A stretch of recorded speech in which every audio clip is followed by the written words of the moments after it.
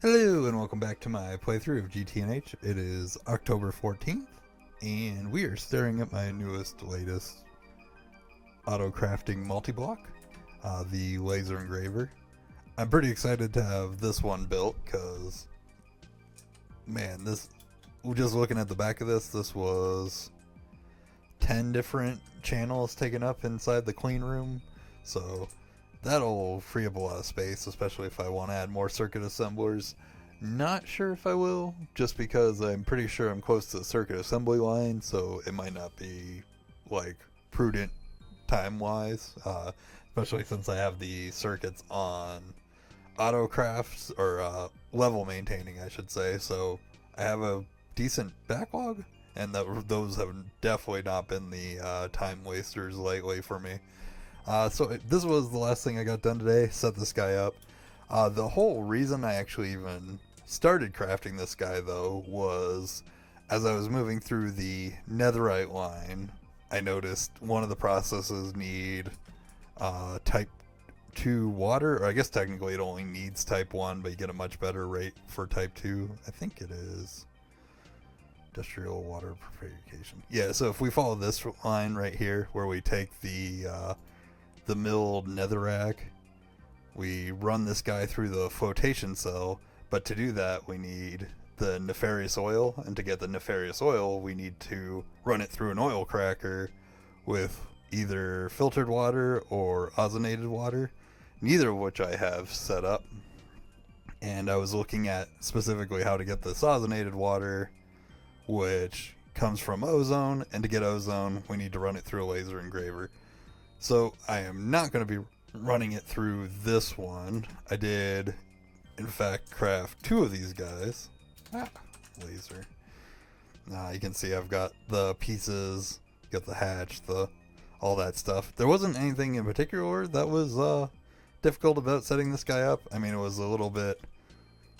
tedious won't even be the right word. I was a little worried about mixing up patterns over here, just because there were so many things to move over from the clean room, but I basically just emptied out my inventory and did little lines for each one, and simple as that. Currently, I also have distilled water being pumped in here, because there's one recipe that I have in here so far that requires it, so that's here, and then I'll just swap this type of water with the tiered up as it goes, because it does appear that you can run like any of the tiers of water and you get like time reduction or energy reduction, whichever. So I'm happy to have this guy. This will speed up other stuff in the future. But the other part I got done today, so I wasn't able to get too far, but mainly yesterday I talked about how I moved my server onto this desktop that I record these videos on instead of the laptop I bring with me to work. And immediately, day one, my internet went out at my real house, so didn't play most of the day. I do feel like I still got quite a bit done, though, so I'm not, like... It sucks that I lost most of the day not being able to log in, but alas, I might... If that happens too often, I'll probably come up with a different solution than what I'm currently rolling with, but the second half of the day it ran fine. But basically, the bit I did get done, like I said, I feel like I still got quite a bit done today, was I set up this distillation tower. This in particular is taking the nether semi-fluid, which is what we're getting out of this vacuum freezer over here, which again is basically just converting nether air from the air intake hatches I have in the nether, and just basically freezing them into the nether semi-fluid. They come into this distillation tower and we get a bunch of byproducts out. This guy is the, what is it called? Flotation cell regulator, which this is what I need the nefarious oil for to actually run this. So this multi-block's built, powered, but it is not actually functioning at the moment because I don't have the fluid. Because this, I also built the oil cracker where this guy is going to be taking the water, I believe the oil needs to come in here, the water comes in here, and then outputs here. So remember, you can't do a quad hatch over here or else the block won't form. You do have to have multiple, like the inputs on after each of the coils. For example, like the steam one we have running down there, I believe it is naphtha, then steam, and then the output. I might have that backwards. I'll find out as soon as I try to start running it if it doesn't work. This block, though, is actually too big to fit on this floor, so it's just kind of awkwardly sticking out below. Normally, it wouldn't be a big deal to me if it didn't touch the ceiling, but it is actually the faces right here. I was kind of tempted, but I would end up just taking up most of this space anyways to tilt it on its side. I haven't done it with any of the multi-blocks yet, but supposedly any of the multi-blocks can form facing sideways.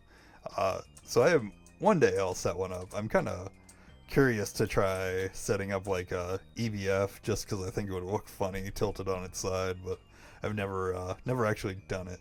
I don't know, maybe the last step of the netherite process or line, I'll try to remember that for the whatever ingot I assume I'll be smelting at the end to get it running. But yeah, that was pretty much it for today. Like I said, I didn't have as much time to play, so I just set up these couple multi-blocks, realized I needed to do the water, or start actually doing the water line, and then because of that, got this multi-block set up here. For the rest of the night, I think I will get the unless I'm misunderstanding something, the water line should be pretty straightforward. I'll set up the other laser engraver with an air hatch and a lens to get the ozone, to get this guy, and then I'll set up whatever this clarifier is, and just throw a water hatch on it, which, let's see, so it's an assembly line process. Oh, it's a pretty big multi-block. It'll honestly depend on how long these materials take to smelt, because some of the recipes have gotten definitely lengthy, which was my inspiration for making sure I moved over, because if there were shorter recipes that were taking slightly longer, it wouldn't be a big deal. But a lot of these smelting recipes take like 300 plus seconds, so if I'm doubling the time, it's just basically taking 12 minutes or so, or 10 minutes to craft, go through a single one of the craft, and a lot of the crafts end up needing multiple, so I don't want to move the server back to the laptop, but I will if I have to. I'll just deal with it. I can do other things while it's crafting. It's not the end of the world, because at the end of the day, I still get 60 frames a second. It's just the internal speed is running behind, so the recipes take longer. But yeah, I'm gonna get working on that. I don't see it being an issue, but we'll see what it has, and I will be back tomorrow, hopefully with the water, tier 2 water, and a decent amount more progress on the netherite line. Hope you have a good night, and thank you for watching. Goodbye.